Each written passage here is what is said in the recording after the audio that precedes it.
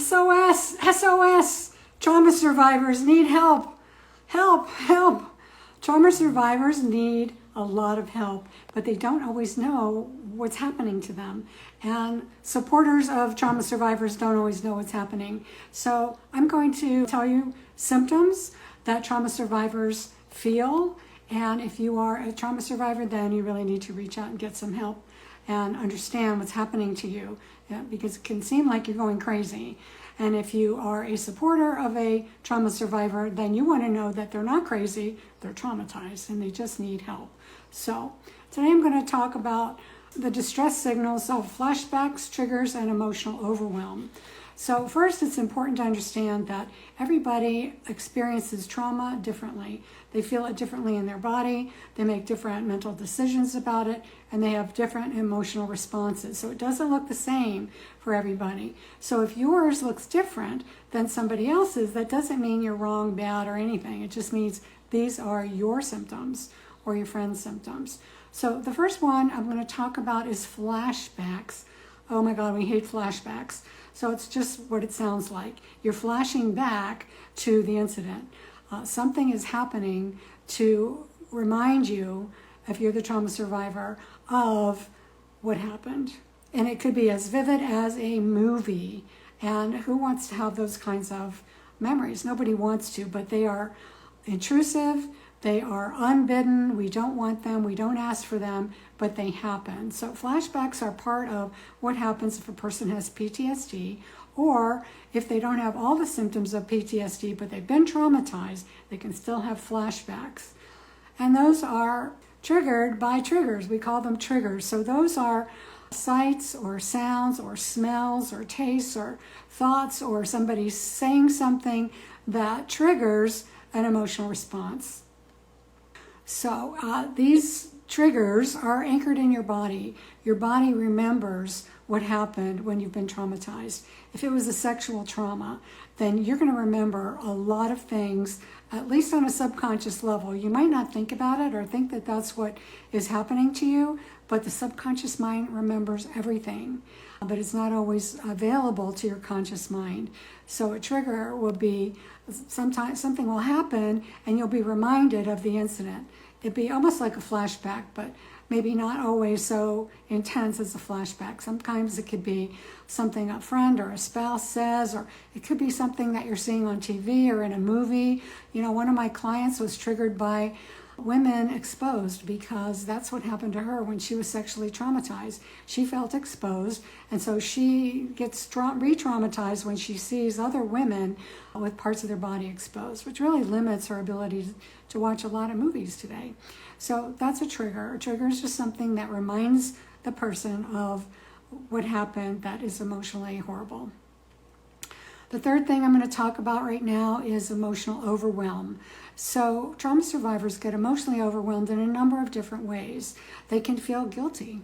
Guilty, maybe they thought they deserved it, or they asked for it, or they were wearing provocative clothes, or they were too pretty. I mean, a lot of people will tell a person who's a victim of sexual trauma that somehow they caused it or asked for it or were at fault for it happening. But know that the fault lies with the perpetrator.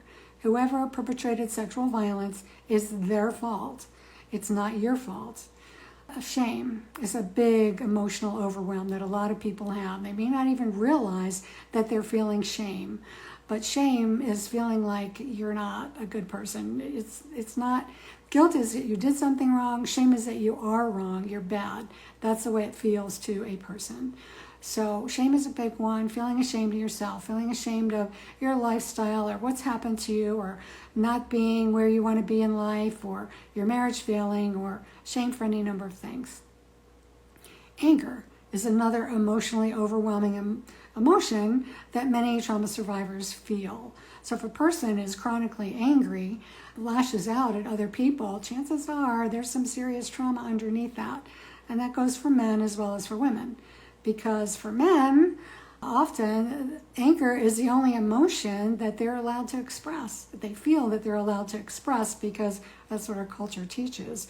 And women are taught that expressing anger is unwomanly or unseemly or not something a woman should do, that, somehow they're bad, wrong, or horrid for expressing their anger.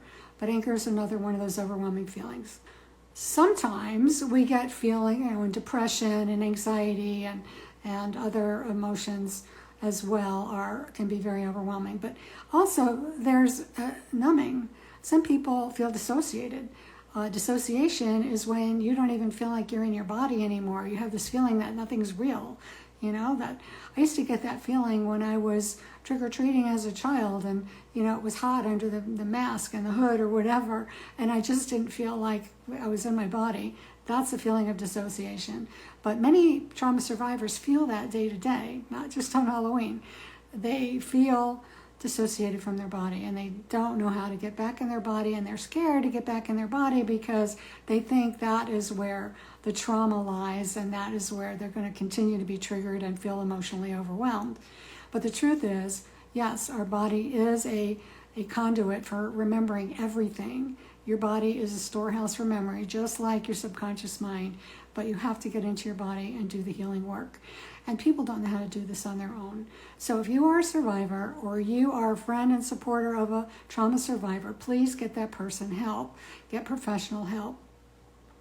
Now, I offer a course called Essential Mastery that is open several times a year. And the reason for that is it's a very intensive course where I work with people and give them the benefit of my 20 years as a counselor helping people with PTSD. So get on my wait list if you're not already at marciadiane.com. Very simple. Just get on the wait list and we will let you know what's happening. We will also send you a notice of the new blogs coming out, and you can, of course, get out of it at any time. Help, help! Trauma survivors need help. It's like they're on a ship going down, like the Titanic is what it feels like. And it's going down and nothing's going to stop it, and they just need help, but they don't know what to do. So here I'm going to talk about 2 of the symptoms of trauma. And I talked about the first 3 in part 1 of this series, and this is part 2, and I'm going to talk about hyperarousal and avoidance. So again, trauma survivors are all unique and different, and their symptoms may look a little bit different, but they all have some of the same things in common. So one of the things is hyperarousal. And hyperarousal is a heightened state of alertness and hypervigilance. So it's like you're constantly on alert. You can't relax, you can't calm down. Something's going to come and get you. Like something like you're walking down a dark alley and there's a boogeyman ready to jump out and mug you and kill you or rape you or something. It feels horrible to be hypervigilant. But that is one of the symptoms of trauma survivors, and in whatever way they may feel it, whether it was sexual trauma or physical trauma or a car accident. I have a lot of clients that have been in car accidents, and they are just really anxious when they get on the road, especially if somebody else is driving. And I had that happen to me as well. But sometimes they can't get in the car with anybody. Sometimes they can get in the car and go really slow and feel really safe on side streets, but they can't get on the freeway. So hyperarousal is a horrible place to be, a horrible symptom or horrible feeling that you just can't shake. But there are things that we can do to get rid of that. The second thing I'm going to talk about is avoidance. And this is huge. A lot of people avoid situations that they were in when they were traumatized, like I just talked about, avoiding getting on the freeway if you were in a freeway accident, or avoid going to a bar if you met somebody and were raped in a bar, or after meeting somebody in a bar, or whatever.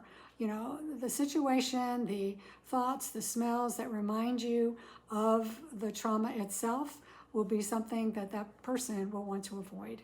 They may avoid reaching out to people altogether, and that's very dangerous because a lot of trauma survivors isolate. They isolate. They don't go out in public anymore. They don't want to be around people because they really can't control their emotions. They can't control their thoughts. They just are in a horrible state of hyperarousal.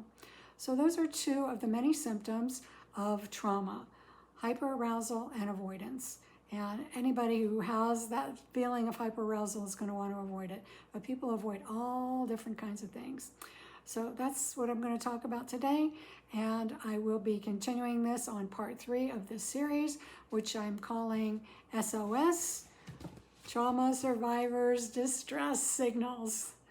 Yeah, it's no joke. So if you are a trauma survivor, please reach out for help. Get on my website, marciadiane.com, and take a look at my video on Essential Mastery. It's specifically created for victims of trauma. So anyway, until next time, take care.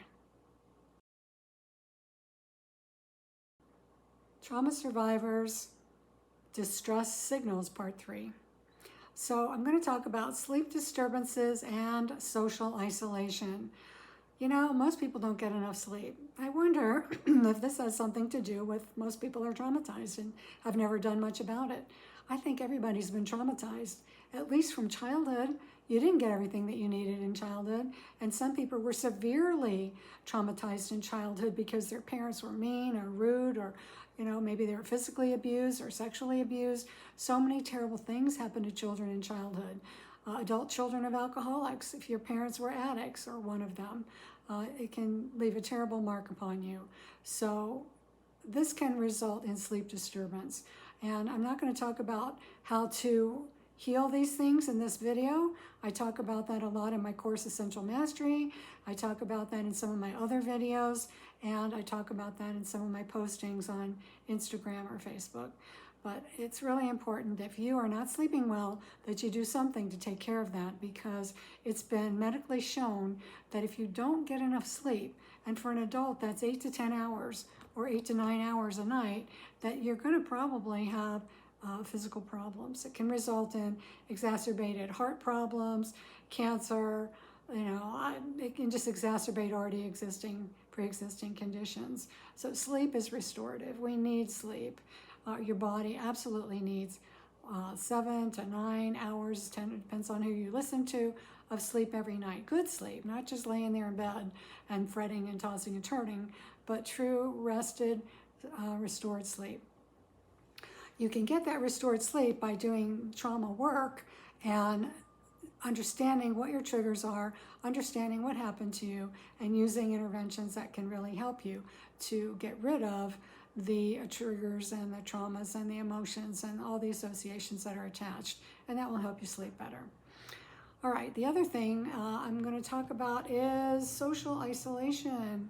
So if you isolate, and a lot of people do that if they're introverts, and I'm not saying that introversion comes from trauma. Maybe it does, but half the population are extrovert and half the population are introvert, and plenty of extroverts have been traumatized. So that's a personality trait.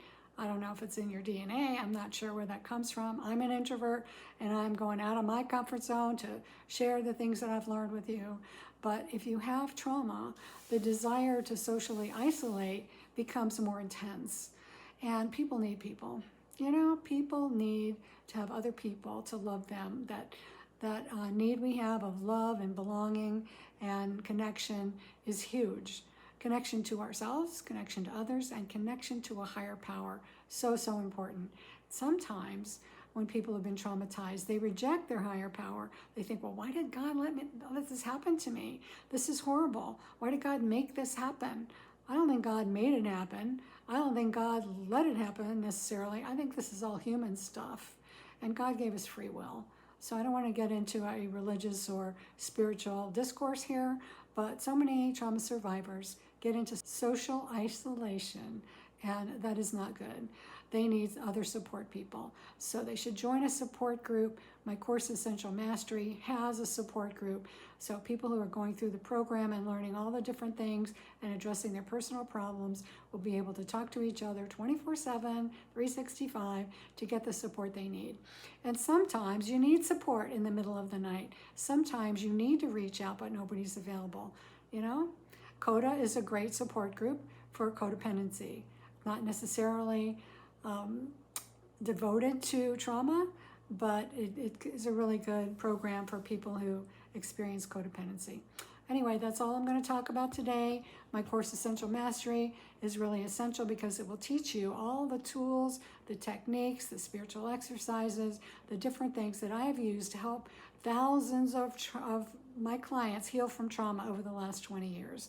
So I hope you go to my website, marciadiane.com, get on my email list, watch the videos, and I hope you join Essential Mastery, because if you are a trauma survivor, it will help you so much.